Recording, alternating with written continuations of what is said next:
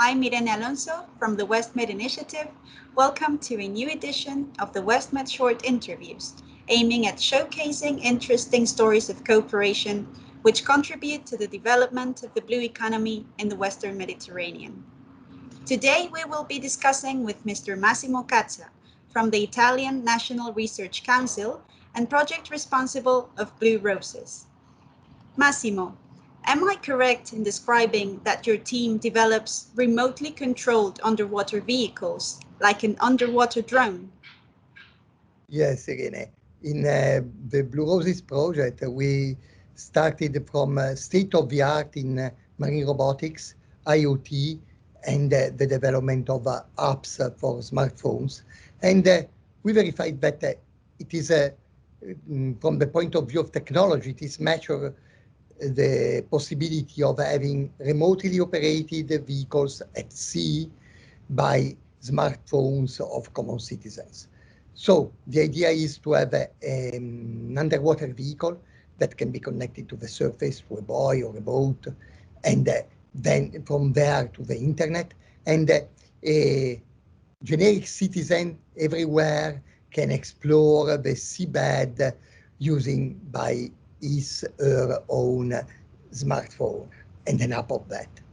And this was the basic technical idea of the project.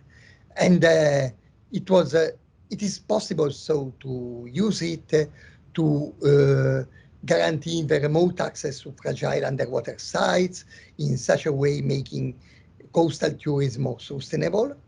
And on the other hand, this technology can also support the remote monitoring of the quality of waters inside harbors, marinas, so making more sustainable and ecologic the use of the sea also inside the coastal villages and so on. Okay. The WestMed Assistance Mechanism supported Blue RoSES in its project development phase. How did that go? It was very good. And because we started from this basic technological idea that I mentioned before, and then we met the WestMed Assistance Mechanism, and they supported us a lot in adapting the idea to the scope of the call, and also in finding the right partners outside the small niche of the marine roboticians. So from this point of view, the support was very strong and very proactive. And what I would like to point out is that with the WestMed Assistance Mechanism, we continue to cooperate also after the submission and the approval of the proposal.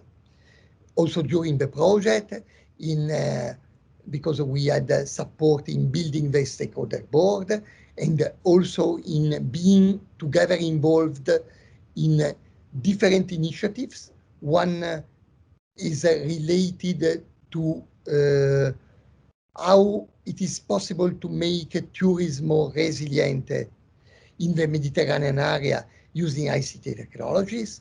And this was something that happened after the pandemic. Mm-hmm.